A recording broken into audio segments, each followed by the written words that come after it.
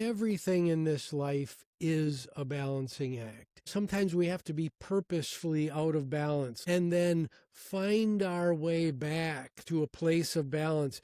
And it's that process of purposely throwing yourself off balance and then finding your way back. That's where growth happens in life. We don't grow as humans without being uncomfortable. Welcome back to the Balancing Act podcast. I'm Nick Temte, and if you've made it to the end of an episode, you might recognize my name as the producer of the show. And today we're celebrating 250 episodes, so I will be taking on the role of host and asking our guest, our usual host, Andy Temte, my dad, the questions. So it's going to be a little flip of the script. So, Dad, welcome to your own show. Welcome to my own show. All right. Here's big fist bump for you. Yeah. And Nick, thank you for all that you've done over 250 episodes to get us to this point. So yeah, I think I took over the job at like 30 or 35 episodes in. So I've done quite a few episodes so far, and it's been a great time. Yes. So yeah, usually I'm behind the boards, but yeah, today I'll be the host. So so here goes nothing. Here goes nothing. Here we go. So the question that you ask every guest is the rocket booster moment. What is the moment in their careers that really put rocket boosters under their career? Yeah. And I don't think we've heard your story yet. So tell us, what is your rocket booster moment in your career? Yeah, so it was, I remember it distinctly. It was August of 1989, and I know that seems like a long time ago. For me, some days it seems like it was yesterday. And it was a beautiful sunny day on the campus of the University of Iowa. I had been rejected by every Big Ten PhD program that I had applied for, except for a guy named Carl Schweser, who was the chair of the finance department at the University of Iowa at the time, invited me down for an interview to see if I was a fit for their program. Okay. And your dear mother, Linda, she took a book out onto the quad, which was right across the street, and I made my way up to the 6th floor of Phillips Hall, which was where the business school was at the time, and met Carl, and he's a towering figure. Oh, yeah. He's well over 6 feet, and here I am, all of 5'7" at the most. And it was very intimidating at first, but he just drew me in, and it was one of those moments where I just felt like I belonged. I felt like this was going to be one of those relationships that was going to be a lifetime. It felt like I had known him for a long, long time. And what was supposed to be a half an hour, just, check and see if Andy's got a pulse and he's going to fit into the program, turned into 2 hours of sitting and just talking about finance, talking about the CFA program, education generally. And I did. I felt like I was home. I looked out on the quad, and there was your mom underneath a tree out there, and it was just so idyllic. And literally, it was my only choice to get into grad school because no one else would take me. So that was it. That was the moment that was just like, okay, I'm here. I belong. This is awesome. Let's go. Okay. Awesome. And a little behind the scenes for the audience. I've been your son for 32 years, and I've never thought to ask that story specifically. So this is the first time I'm hearing this as well. But I know Carl, and I'm very aware of the impact that he's had on your life and all of our lives. So. Yeah, your life as an extension. Big time. if that meeting hadn't happened the way that it did, who knows where we would be today. Yep. It would be somewhere cool, I'm sure, but he was the big impetus for where we are today. Big time. It's a little something called serendipity. Yes. That's very cool. All right. So Well, let's also talk about the rocket booster for the podcast. What made you want to get into podcasting? How did this all start? Yeah. Just give us a quick moment that you knew that you wanted to do this. Yeah. So I was still at Kaplan at the time, and podcasting was really starting to take off. This was 2019, right before the pandemic. And I was really starting to warm up to the concept of podcasting, and we needed a way to talk to our business clients in a non-salesy way. So we wanted to start this show called The Balancing Act. Spoiler alert, Balancing Act is the name of my first book, which I was writing simultaneously at that time. And so a guy named Dan Strafford was part of the test prep division, and I got connected with Dan, and he and I started talking, and we decided to start a show right alongside the launch of the book, and both of them were together. They're to be used by our sales teams as a leave behind, as a conversation starter, a sales conversation that maybe had died or lost its energy. It was a way to say, hey, did you know that our division CEO just wrote a book? Here's a copy of it. Or did you know that he's got this podcast called The Balancing Act? Maybe give it a listen and let us know what you think. So there's a way for us in our B2B sales to make these connections with customers, and it was supposed to be a very education forward show at the beginning, because I was still at Kaplan, but that's really the how the show got its start. And when I left Kaplan during what I like to call the Great Unwinding. I was at Kaplan for a long time. They bought our business, the Schweser Study Program, back in 1999. So I was really plugged into the organization. And so it took several years for us to really kind of methodically unwind my presence there. And again, this was a way to do that. And senior management at Kaplan was so gracious. They allowed me to walk away with both my book and this show. Yeah, awesome. And we've been doing this for long enough time that we probably have a lot of listeners that are like, why is it called the Balancing Act podcast? Why the name for both the book and the podcast? Why is it called Balancing Act? Yeah, well, everything in this life is a balancing act. Most of us, especially those of us with a few more miles on, I am 30 years your senior, almost to the day. And you realize that really everything requires balance, and that if you're out of balance, that's okay for a time. Sometimes we have to be purposefully out of balance, like especially, and here's the education link, especially when we're pursuing an education like an undergraduate degree or a master's degree or certification, anything like that. We have to purposefully throw ourselves off balance and then find our way back to a place of balance. And it's that process of purposely throwing yourself off balance and then finding your way back. That's where growth happens in life. We don't grow as humans without being uncomfortable. So this juxtaposition of balance versus not in balance, that's the reason for the book and the reason for the name of the show. So it has connections back into that process of learning and growing as a human being. Right. And in those times, you learn a lot about yourself. You do. And the really dangerous part of balance and balancing acts is if we're constantly in balance, then, well, we're really standing still. We're not doing much that's really interesting.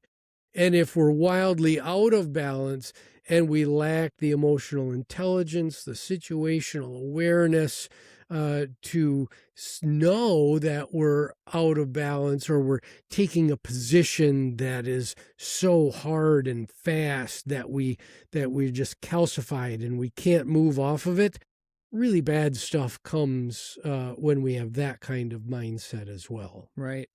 And from my perspective, I'd say part of the goal of this show is to give people tools to, if they're feeling out of balance, to get back into balance and just understand, that it's going to be okay and you're going to find your way back. But sometimes, like you said, you got to purposefully put yourself on one foot and hop along until you get what you need to get done. Yeah, and I in our guest selection, if a guest comes to me or us with a pitch that says, I got it all figured out and I'm going to tell you how to get it all figured out, that's an immediate no. Right. Right? Because we want folks that are authentic, can exhibit vulnerability, know those times when they've been knocked out of balance, and to be able to tell stories about how they got back, and to mentor others. And that's why we have this thing called mentorship moment in every show. Right. Yep. And another thing of yours is continuous improvement and being a lifelong learner, which is something that I've taken from this show quite a bit, is that you're never at this point where I know everything. And so that's why when you say, yeah, we're not looking for guests that have got it all figured out, because nobody really does, that's an immediate no. So yes. Yeah, very cool. All right. So it is our 250th episode. So that's just wild. That's Yay! a lot of weeks, a lot of months, and a few years. So that's something to be really proud of. Oh, I got one. So next month is your 5-year anniversary as being a partner in Skills Owl, this little company that we stood up. So congratulations on 5 years. Yeah, you too. Thank you. This has been quite the journey. Yeah. So, well, since it's our 250th episode, let's talk about some favorite moments. I'd love to know, even if it's just a phrase or just something a guest said or a perspective that they brought, what's something that has stuck with you that maybe comes to mind often that you think about still today? Yeah, I don't want this to turn into too much of a Kaplan commercial, but it probably will. One of my favorite episodes was with the CEO of Kaplan, a guy named Andy Rosen. Andy is very soft-spoken. He's such a genuine human being. It took me a little while to realize that, because when somebody sits in the CEO chair, you idolize them. They're different than you. They're somehow better than you. And these are the stories that we tell ourselves in our own minds, right? We manufacture this reality of what we think it must be to be the CEO. So it took a while for me to really warm up to Andy as a human being. But if you go back 1 year, almost to the day from today, you'll be able to look up Andy's episode. He was our 200th guest. Right. And he told a story about how, as a boy, he almost died from a rare, I believe it was a heart condition. And many, many, many people's lives would have been very different had Andy not survived that as a child. And having worked with him and for Kaplan for over 22 years, I'd never heard that story. And I was sitting here, on the line with him, interviewing him, and I'm just like thinking, holy crap, dude, that is such a powerful story. I do want anybody that can afford the time, make the time, go back and listen to that episode. It was really, really impactful to me, and such a genuine story. And then I can't answer this question without mentioning Dan Strafford's name again. I had Dan was the original producer of the show. And again, such a genuine human being. He lost his wife during his run of the show, and he's got 3 young girls. He's just an awesome guy. And one thing that I didn't know about Dan was that he likes to call sporting events. So he likes to get behind the microphone and strap on his best announcer voice, and I can totally see that now. Oh yeah.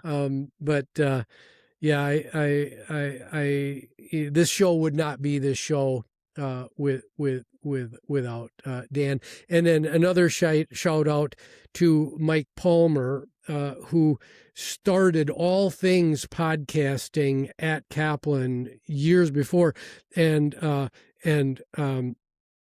his show is Trending in Education. He was allowed to take the show with him when he left Kaplan, and Mike and Trending in Education are celebrating, wait for it, 750 episodes, like right around the time that this show releases in June. So kudos to Mike. We wouldn't be here without him, Dan, and then, of course, Andy Rosen. Awesome. Yeah. And I had one in mind, but it's actually kind of a plug for our other show, Money Lessons. I have learned, so I've been editing every episode, so I've watched it front to back. Highly recommend. If you haven't checked that out, go check it out. It's on the same YouTube channel and everything. But I can't, there's been several moments where a friend of mine has said something like, oh, it's okay. I'm putting it on a credit card. So it's like, and the way they say it is like it's free money, and your episode of interest rates and all this stuff comes to mind. And I've actually been able to help a friend more than one time of saying, hey, this big purchase, don't think of this credit card as a loan. Let's talk about how you can start paying this off as soon as possible. And then he started seeing, he's like, oh yeah, interest. Oh, there's an interest charge. You're right. And a big one. Yeah, and I had my first experience with an interest charge, and never again did I experience that, because I saw, oh yeah, it's real. And so just those little kind of lessons have stuck with me, and even if I can't recall them right now off the top of my head, they'll stick with you, and they'll come up when you need them the most. So check out that show. Just a random plug. Excellent. All right, so we got a sign right here that says your favorite 3 words, as far as I'm concerned: grace, dignity, and compassion. And every episode, if you made it to the end, first off, thank you for listening all the way through. That's fantastic. But you say those 3 words at the end of every episode. So what? Tell the audience why those 3 words are so important to you. Yeah. So back in 2008. And I know we're rewinding the clock almost 20 years there, but it was the beginnings of the Great Recession. And the Great Recession was a really hard time for a lot of people. A lot of people lost their jobs. A lot of people's personal economies were deeply, deeply affected by that. And that was the time where the business that I would ultimately end up becoming the chief executive of at Kaplan was really in a lot of trouble. The division was called Kaplan Professional. All the professional training and education, licensures, certifications, designations, all that fun stuff. I was working for the division, and we were very much a live trainer, button seat, everybody in a classroom. I hadn't made the transition into online education, kind of starting, but not really doing it. And the Great Recession hit, and as you might expect, it was very much a financial crisis. Financial education took a real dive. The business was in a lot of trouble, and I was tapped on the shoulder to reinvent that business for online education and for a more sustainable business model that would come from that. And we were based out of Chicago. you were living up here in La Crosse. I was up here in La Crosse. And for a number of reasons, we decided to move the business to La Crosse from Chicago. And so we had to say goodbye to over 200 of our work partners in Chicago, let a lot of people go, and that was going to affect their personal economies, their families, and the transition was one where we were basically moving the business from Chicago to La Crosse. Some of those people were going to help us do that. And so I sat down with my senior leadership team one day and I said, here's what we're going to do. This is going to be really hard for you because you are going to suffer from what's called survivor bias and survivorship, where you're the survivor and you're going to ask yourself, well, why am I here and they're not, right? Which is really, really a tough thing to go through. And at the same time, the people who are losing their jobs, well, it's a lot more obvious where their pain lies. And so I said to the senior team, I said, we're going to use these 3 words. We're going to use the words grace, dignity, and compassion to guide us through this process, and to be the 3 words that when the sledding gets tough, when folks start to get at each other's throats and there's tension that's building, you take a beat, you take a breath, and everybody just remind ourselves that we're going to do this with grace, with dignity, and with compassion, both for our business partners and for ourselves. So we're going to both turn it inward to ourselves, afford ourselves that same grace, dignity, and compassion that we're going to project out. And it stuck. It was a great cultural shift that we all went through. And those 3 words helped literally hundreds of people to navigate through what were really, really difficult, choppy waters. Right. Okay. Well, there we go. Another story that I haven't heard until now. I've heard those words hundreds of times now, and I'm learning that I should ask more questions. So that's fun. Questions are good. Okay. So maybe this is this is the commercial break. So we're going to take a quick commercial break and we'll be right back. Want to understand money, markets, and the economy to make better financial decisions? I'm Andy Temte. Join me every Saturday morning for Money Lessons with Andrew Temte on YouTube or your favorite podcast streaming service.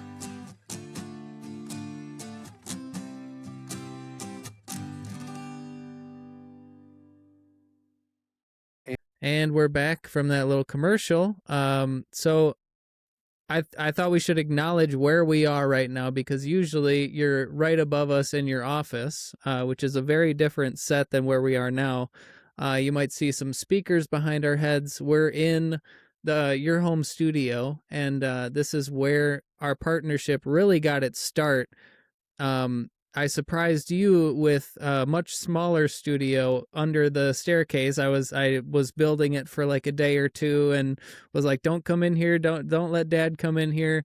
And by the way, he was living under there too, like Harry Potter. Oh, I'm just kidding. Yeah. Of course. This was COVID too. So this was our extended stay. We're extra cautious. It was the first Christmas in that COVID year. And so we came and we stayed for like 2 or 3. We stayed for a long period, just to have some family time. And that's where we wrote our first song together, Hitchin' a Ride.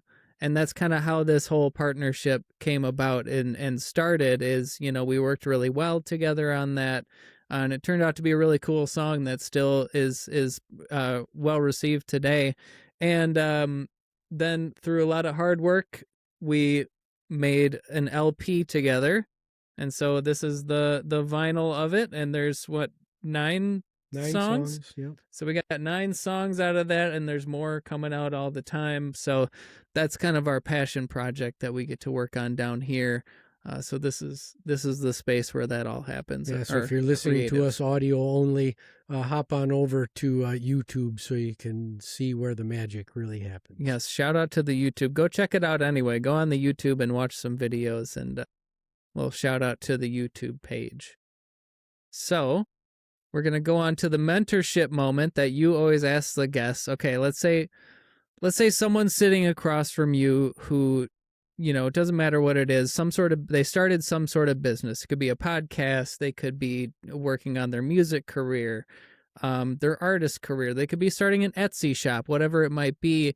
And they hit a wall and they're just really feeling fatigued and overwhelmed and they want to quit. So tell us, what would you say to that person to kind of help them get through that?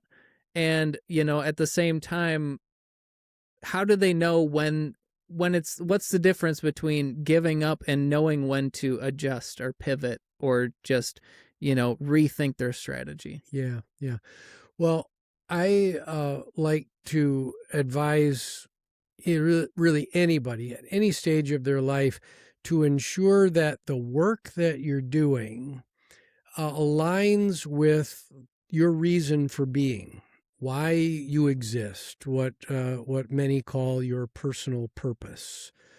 And my why is the tagline to my first book, Balancing Act, which is to teach, coach, mentor, and cross my fingers, hopefully inspire a few people along the way. So education is at the core of who I am as a human being. That's not the same as your purpose, Nick, and certainly each listener listening to this is going to have their own personal purpose. One of the things that I failed to do in my career was to connect with my personal purpose earlier in my career. It just so happened that what I chose to do did indeed end up aligning with my personal purpose. So I got kind of lucky there, but many people say yes to a job or to a career out of economic convenience and a lot of reasons why people take jobs that don't align with who they are at their core. And so when you don't align personal purpose and the purpose of the work that you're doing, then it almost feels like you're wearing this suit of armor every time you go to work. You got to like strap on your emotional suit of armor and you kind of clunk and clink through the day, and everything is just harder than it needs to be. So that's the first question that I would ask anybody who's asking me that question or coming up against that brick wall. During the strategy, when you were building the business strategy or whatever you're doing, did you make the time to really think about whether this thing that you're going to do serves your personal purpose and Right. whether they're aligned? And if they're not, then start asking yourself some really serious questions why you're going to go down this road. Because if purpose isn't aligned, you're going to burn out faster. You're going to be less resilient. The things that come out of left field and knock you off balance are going to be harder to come back from. Mm-hmm. Just naturally, because some people talk about passion, and I'm not really talking about that, because passions can come and go. I'm talking more about the enduring. Why am I here? Why do I exist? The deeper level. And Yeah. I would just add to that, is the thing that you're working on all day to do whatever it is that you're wanting to do, does it leave you feeling like you want to do more and you got more in the tank, or do you just like get done with several hours of hard work and you just feel completely depleted? And just that's when I know that something isn't really aligning with my purpose.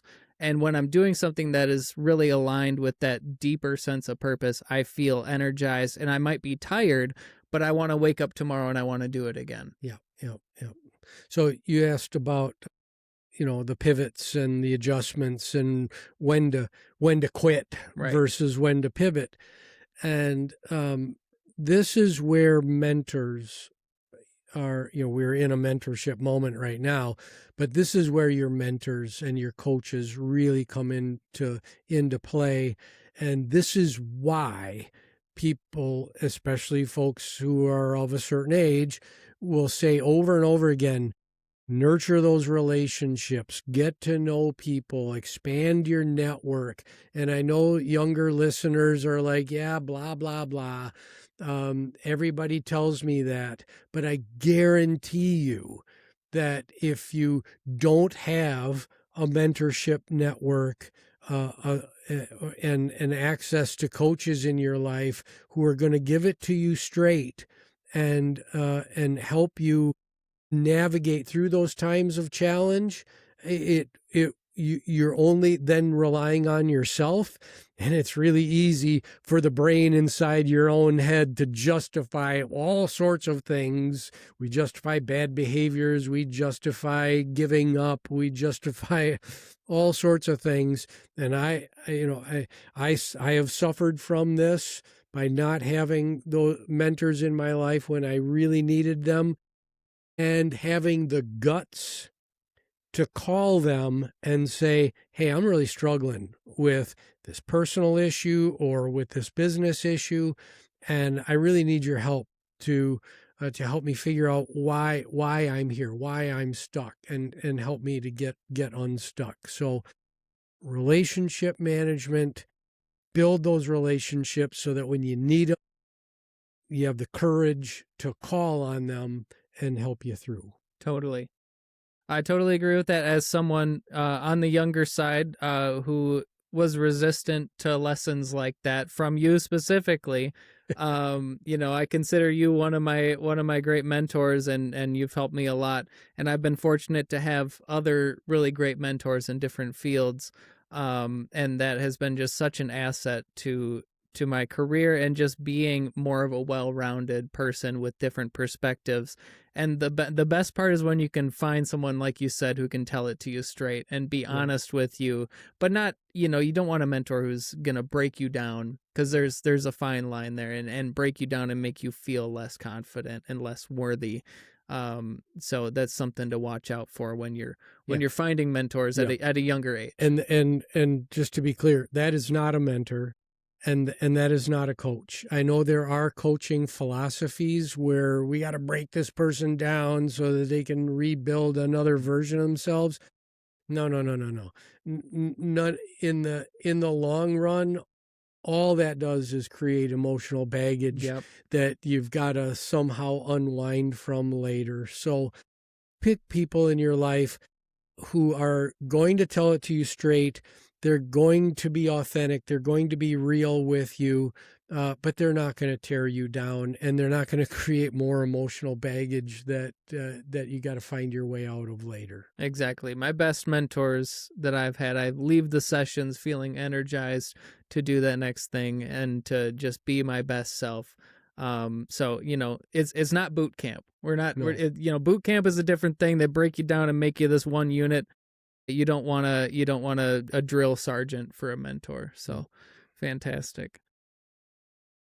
So this is something that I wanted to ask you because, we've been doing this show for a long time, a lot of episodes, and just in, your conversations with other guests, you've mentioned how you in the past were kind of,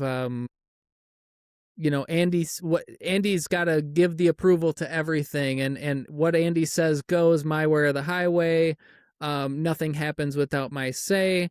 And then you transitioned to what you call compassionate leadership, which I think is awesome, especially since we're in this moment right now where CEOs are kind of having a moment, but not in the most flattering way. Yeah. And so, I really think compassionate leadership really needs to be more talked about. So I'd love to know where was that transition? Did it happen? Did you have this aha moment, or was it just slowly over time where you transitioned to the my way or the highway into more compassionate, grace, dignity, compassion kind of leadership? Yeah. Well, this is the point where I call out your mother, because at my core, I am a control freak.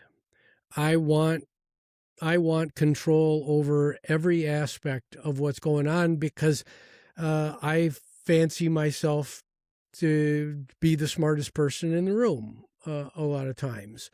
And sometimes that's true. Sometimes I am the smartest person in the room. Sometimes I'm just convincing myself that I'm the smartest person in the room when I'm really not. The difference between confidence and arrogance, right? That's there. right. Yeah, absolutely. And so early in my career, when teams were smaller and when the ideas were smaller and more executable, I was very directive, very much in charge, and nothing happened without crossing my desk first.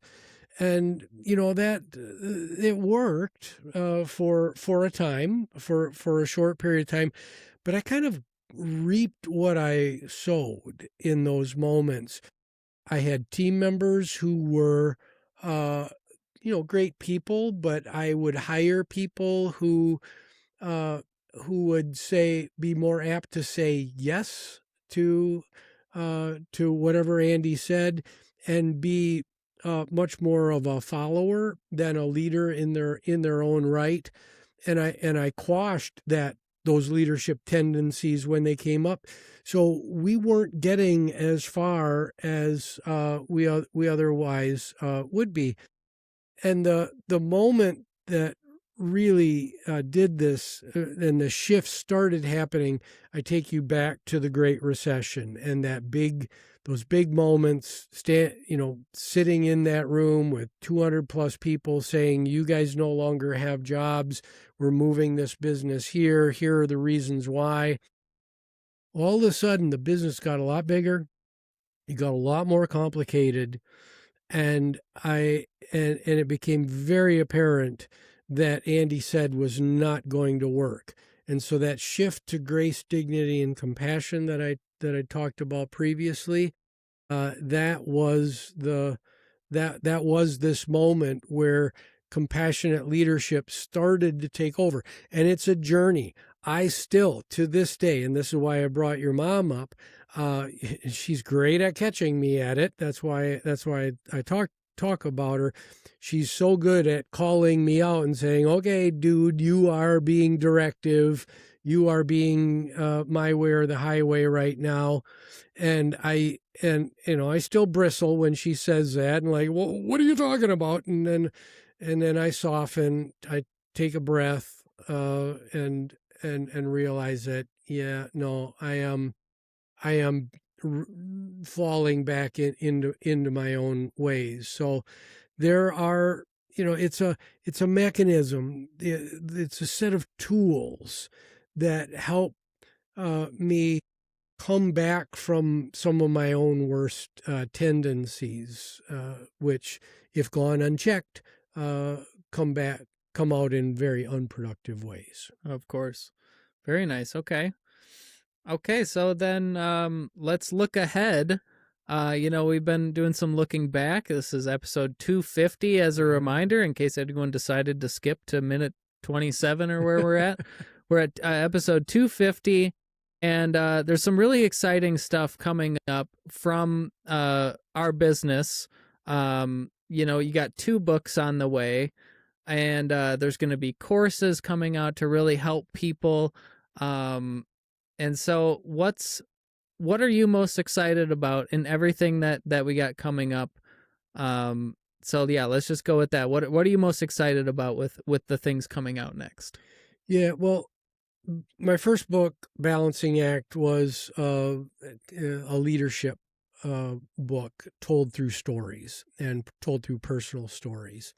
My second book was a very business focused book, a true business book, strategy and tactical business operation. And now I'm taking a step back into the personal realm.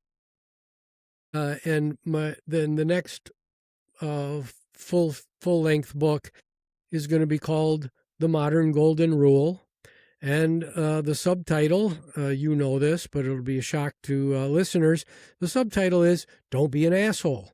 And it's just very, very simple. We just take the golden rule that we all grew up with and we turn it back toward its negative connotation that Confucius and Buddha and others had done before Christianity kind of took the golden rule and made it a softer, fuzzier, squishier. Unto thy neighbor. And let's remind folks what that golden rule is in case people forgot, is treat others how you want to be treated. Yeah. Which is good enough, but you wanted to find the floor of acceptability, which is... Yeah, I just think in this modern day and age of just really toxic, caustic, a lot of voices, that it's just a very gritty world today, much more gritty.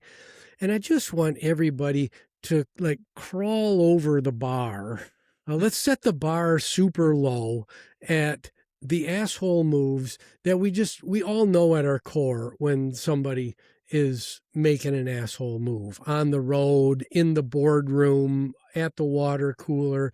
It's not a red thing. It's not a political thing.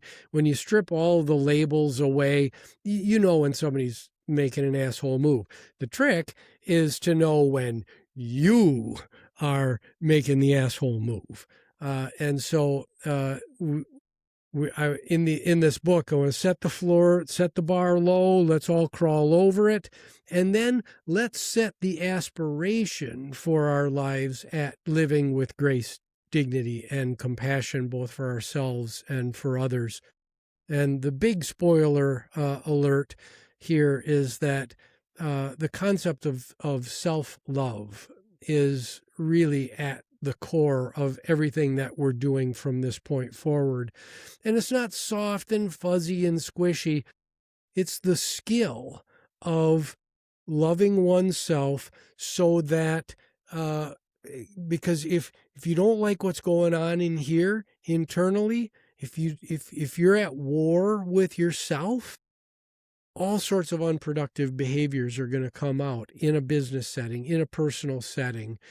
So I love when I talk to students about the concept of self-love, and everybody bristles and, oh my God, he's talking about self-love. Oh, it's so weird. It's not weird at all. It's almost unassailable, right? How can you really give the best of yourself to others, to your family, to the business you work for, to your community, if you're constantly fighting with yourself? It's just... Maybe that should be chapter 2, is don't be an asshole to yourself. That should be part of the story here. So we'll workshop that a little bit. But that's chapter 11, and the book is already written. It's the book is spoiler alert. Yeah. So yeah, I totally agree, and I like how you label self-love as a skill, because I totally agree that it's a lifelong, continuous improvement. You know, you're always learning new things about yourself, and you're always changing as a person. So it's important to continuously check in and, you know, am I being kind to myself? Am I being too hard on myself? Am I working myself into the ground? All of these things, you know, are under that umbrella of self-love. And it's not this hippie, crunchy granola term anymore. I think it's becoming much more a part of the zeitgeist of, if you're not able to show up for yourself and make time for yourself, you're not going to be able to show up for your family or your work or your friends or anything like that. And it's going to affect people.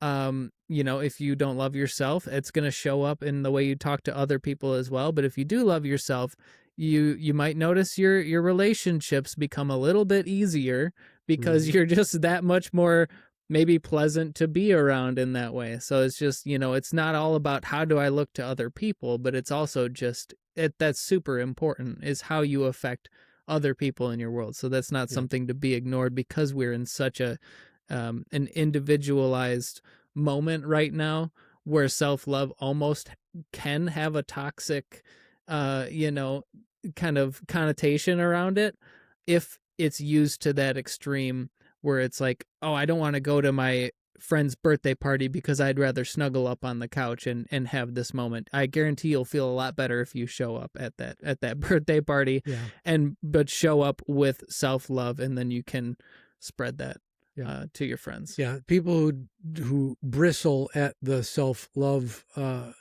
moniker, just you've all flown in airplanes. Self-love is about putting your own oxygen mask on first. So if you got to think about your own oxygen mask first and that works for you, awesome. Yep. Absolutely. Okay, so we're moving on to the lightning round, which is where you always ask guests quick questions and get quick answers about 3 things that you ask every time. So now we're going to turn that around on you, so it's your turn. All right, so here we go. You've just won $100 million jackpot lottery, but there's a stipulation that you got to give half of your winnings to a charity, a philanthropic organization, or a cause. So what do you choose? I don't believe we've ever heard your answer here. So yeah, so what I do is we start the Temte Family Foundation, and as a philanthropic nonprofit, and we go after hunger and childhood experiences and education, because a hungry mind can't learn. Look it up, and if it can learn, it's learning not so healthy behaviors. Because you're at the bottom of Maslow's hierarchy. You're fighting for survival. You're not truly living. Absolutely. So the 7-year-old who shows up at school and hasn't had breakfast and is hungry, or didn't have dinner the night before, they're not thinking about why 2 + 2 is equal to 4. Right. Or what a preposition is. Or a dangling participle. Oh my goodness. They're not going to be able to focus on that. So, education is at my core. And so we'd be supporting organizations like the Boys and Girls Club of America. Support your local Boys and Girls Club, by the way. We'd be supporting hunger-based organizations. Here in La Crosse, we have the Hunger Task Force, but there are food banks everywhere. And so your mom and I'm really confident that that's where we would be focused. All right. Well, I think it's fair to say that we both support free school lunches. And hey, why don't we give them dinner too? Send them home with some dinner. Like, why not? Come on, let's figure this out. It's and the data from the pandemic, where those payments were increased, they prove this out, that supporting families and especially supporting childhood hunger, it results in better grades. Of course, we saw a slight increase in test scores in some cases, and right back down. So anyway, feed the children and support youth causes. Right. Awesome.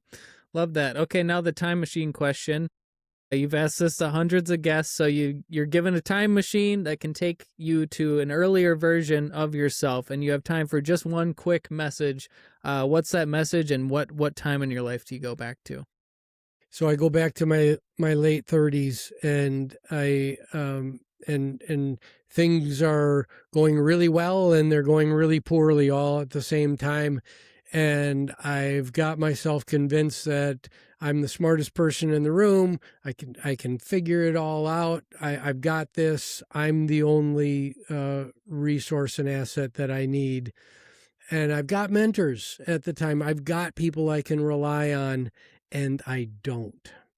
And so the message, again, 38-year-old Andy, before the wheels really started to come off the bus, it was talk to a therapist, talk to coaches, talk to the mentors in your life about what's going well, and be honest with them about what's not going well in your life so that they can use the same compassionate leadership tools that you now want to use on others.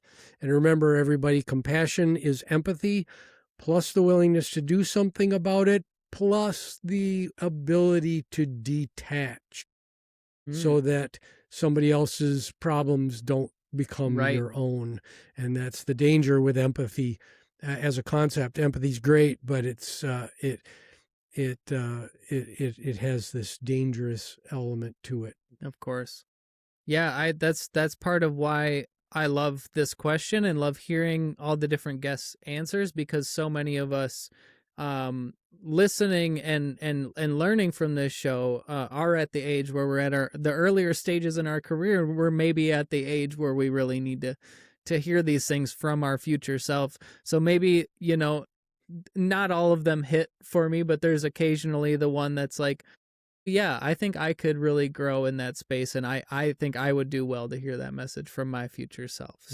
But I also accept the answer, which we've gotten a few times from guests, which is I wouldn't say anything. And I almost feel like that would be my answer, especially since I'm 32 and I made mistakes in my life, in my teens and my 20s.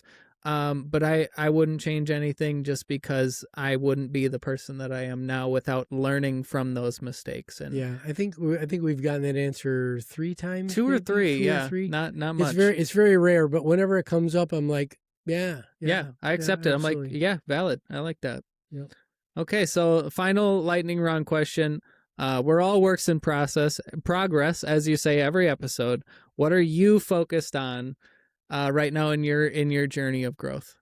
Yeah. So for me, it in this moment at 62, almost 63, is learning how to be the best version of myself as my body, my physical self, is conspiring against me.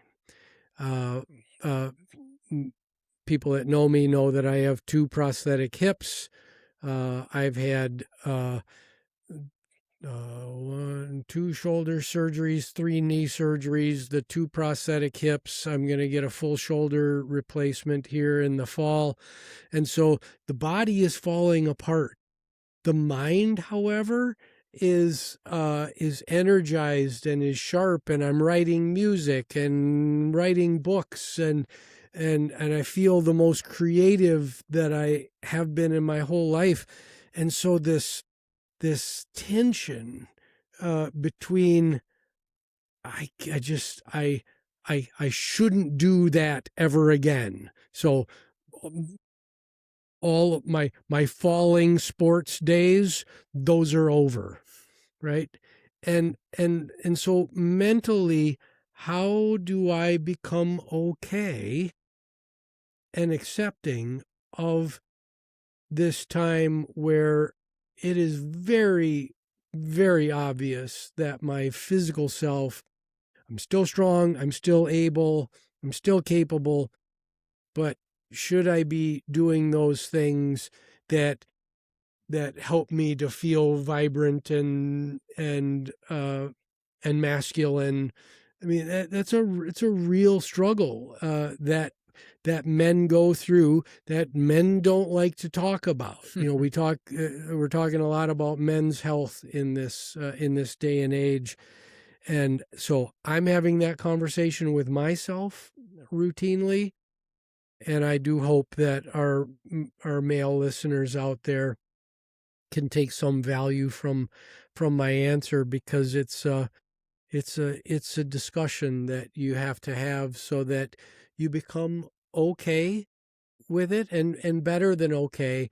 And that back to that concept of self-love, that I can love myself in this moment where I'm having these kinds of physical struggles, which turn into mental struggles, because it's, oh my God, I had to ask my son to bend over and get that cord over there, and I feel weak and feeble, and No, you're just at this point in your life where that's got to be okay, and I've got to ask for help, and I have to be accepting of that. And that shows more strength than just trying to tough it up and do it yourself and then end up in the hospital because you fell over and, didn't ask for that help. And, so that takes a lot of strength on its own to be aware of that and to admit that. But I want to add to that. I want to give you your flowers that, you're not staying still. You're still, you have limits that you didn't have 30 years ago. But, I really admire that you keep moving. Because when you stop moving, when you go, well, my hip is replaced, so I better sit on the couch for my next however many years I got left. And that's gonna start shaving years off real quick. So the fact that you go out and do yard work, you do yoga, you do all this stuff to keep yourself as active as you can.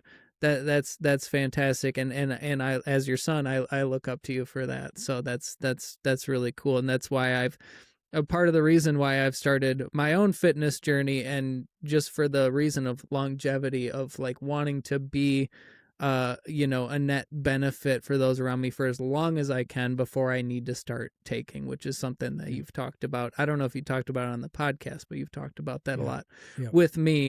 And so, that's something that I just wanted to acknowledge and let people know as a public service as well, to, not just, well, my knee doesn't work as well as it used to, so I better just, sit on the couch and do nothing for however long. So, so there we go. So before I hand you back the host responsibilities to close out the show, I just want to say congratulations on 250 episodes, of which I've been a part of. I guess if you do the math, 220, a little over 200. And I'm really proud of the message that you/we are sending out there, and the things that I've learned from just producing the show, mixing and listening to every episode, sometimes more than once. So I just wanted to say congratulations, and really, really proud of the work that we're doing here. Well, thank you, son. Really appreciate that. So, my name is Andy Temte. This is the Balancing Act Podcast. You can find the show on all the major streaming services as well as out on YouTube. Please like, subscribe, rate, and most importantly, share this public educational good with your friends, your family, your colleagues, and maybe a neighbor. The show was produced by and hosted, this one, by Nicholas Temte. We'll see you next time on the Balancing Act.